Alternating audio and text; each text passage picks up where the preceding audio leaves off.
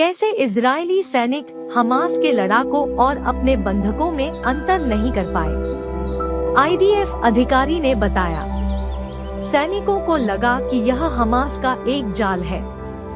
इस डर से सैनिक ने गोली चला दी और चिल्लाया। आतंकवादी गोलीबारी में 3 में से 2 लोगों की मौत हो गई, तीसरा घायल हो गया और इमारत में वापस भागने में सफल रहा।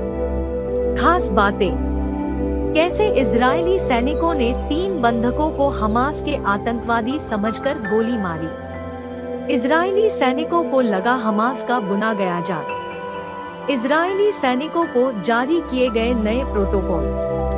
यरूशलेम, इजरायली सेना ने गाजा के शेजा में हमास के लड़के समझकर 3 बंधकों को गोली मार दी। गाजा पट्टी में हुई इस गलती को इजरायली सेना ने भारी त्रुटि करार देने हुए इस पर खेद प्रकट किया है।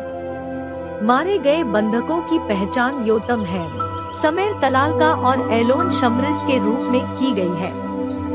7 अक्टूबर को इजराइल के कई शहरों पर हुए हमलों के दौरान हमास के लड़कों द्वारा उनका अपहरण कर लिया गया था। गाजा पट्टी में आखिर उस दिन क्या हुआ था? कैसे इजरायली सैनिक हमास के लड़ाकों और बंधकों में अंतर नहीं कर पाए? इजरायली सेना के एक वरिष्ठ अधिकारी ने द टाइम्स ऑफ इजराइल को बताया, शुक्रवार की सुबह एक इजरायली सैनिक ने हमास के गढ़ शेजा में एक इमारत से 3 लोगों को बाहर निकलते देखा। तीनों शर्टलेस थे और उनमें से एक के पास छड़ी में सफेद झंडा था।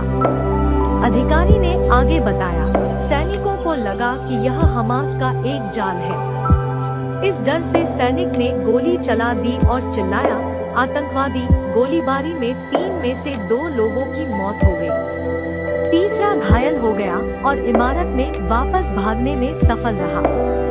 ऐसे में बटालियन कमांडर ने सैनिकों से गोलीबारी न करने को कहा। वह हिब्रू में चीखे और बंधक को बाहर आने के लिए कहा। अधिकारी ने